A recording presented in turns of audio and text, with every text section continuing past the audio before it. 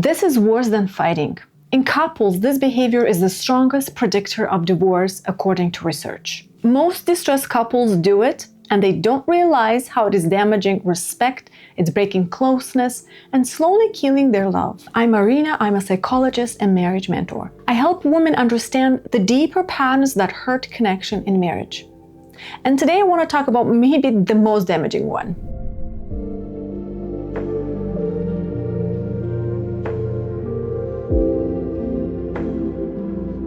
You probably know this moment. Your husband walks into the kitchen. He asks something simple. Maybe he says, "What's for dinner today?" Or he starts telling you how he thinks something should be done. And before he even finishes, something in you tightens. You roll your eyes. Maybe you give him that look. Maybe you say, "Wow, that's helpful," with that tone. Or, "Forget it, I'll just do it myself." And in your mind, you feel completely justified because you're tired and you've asked him before, or you feel like he should know by now. That moment may seem small, but that is how a marriage starts breaking from the inside. That pattern has a name. It's called contempt. Contempt is not just anger or being upset. Contempt is when frustration turns into disrespect. It is when you stop dealing with the problem and you start treating the person like they're the problem, like they're beneath you, like they're stupid, weak, hopeless, or not worth basic respect. Contempt is different from ordinary anger because it carries disgust, mockery, and a sense of being above the other person. When you're angry, it sounds like, "I'm upset about this." But contempt sounds like there's something wrong with you. Contempt is sometimes very obvious. You can easily see it. Name-calling, putting downs, or talking down. But a lot of the time, it shows up in smaller ways that couples get used to.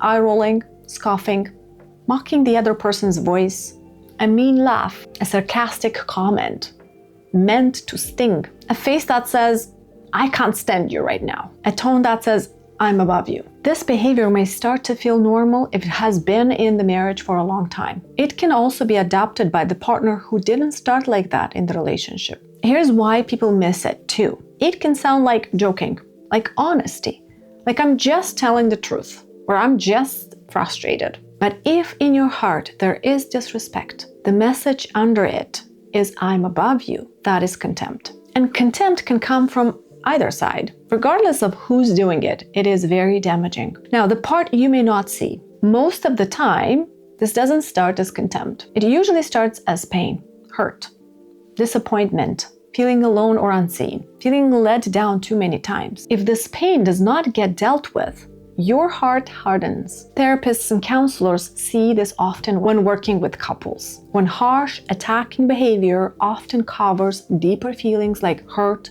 fear, shame, loneliness. So what happens is someone's contempt often means that they're hurt. But instead of showing the hurt, they act mean and like they're above the other person. The pain doesn't excuse this behavior, but it helps explain it. For a moment, contempt can make you feel powerful.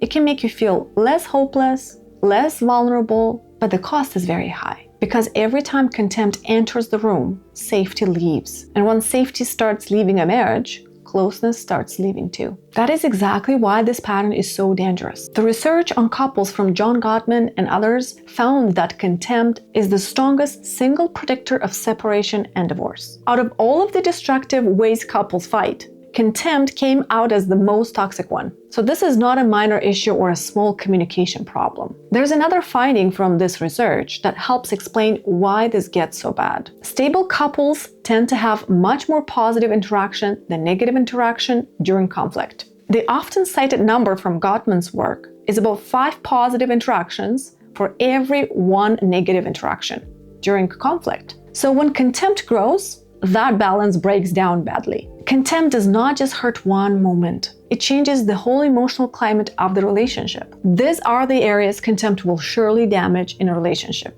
Number 1, your friendship with your partner. You stop feeling like friends. Friendship in marriage means warmth, goodwill, kindness, softness. Feeling like this person is for me, not against me. Contempt attacks that directly. Another area is emotional and physical intimacy. People share less, they trust less, they stop opening up, they stop turning toward each other. The third area it affects is your body. Chronic contempt and hostile conflict have been linked with immune suppression, slower wound healing, higher stress hormones, and more strain on the body over time. And that makes sense. If home feels like a place where you get mocked or treated with disgust, your nervous system does not relax. You stay guarded, shut down, or you attack back. So contempt is not only a marriage issue, it becomes a health issue too. And finally, the fourth one, if there are children in the home, they are affected as well. Children do not need to be the target of contempt, but they can be harmed by it. Seeing contempt between parents is linked with more stress, sleep problems, emotional distress, behavior problems,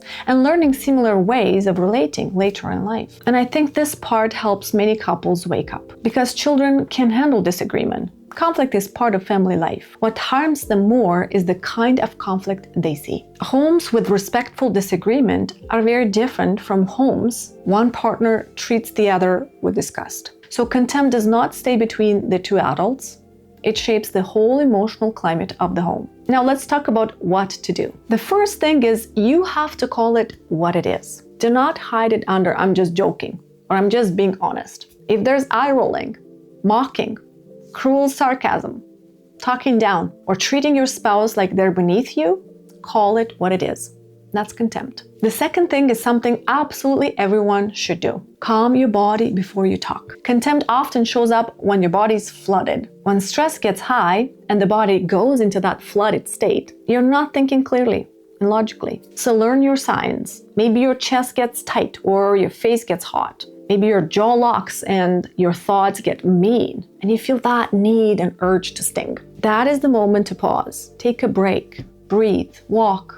Drink water. Give your body time to settle. Your nervous system needs at least 20 to 30 minutes to calm down if you're really activated. The third thing is to rebuild respect on purpose. One of the strongest antidote to contempt is building a culture of fondness and admiration. That means you train your mind to notice what is still good. What do you respect and appreciate in your partner? This is to correct the negative story that contempt feeds on. A very simple practice is to say one specific thing each day that you appreciate. Something real. I notice how patient you were with the kids. I appreciate that you checked on me. And the fourth thing is to express your hurt, not superiority. This is the biggest shift. If the real feeling is hurt, speak the hurt. If the real feeling is overwhelm, speak the overwhelm. Do not turn those feelings into put down. Instead of a harsh opening, speak from a more vulnerable feeling underneath. So instead of you saying, "You're unbelievable. I feel like I'm married to a child," say,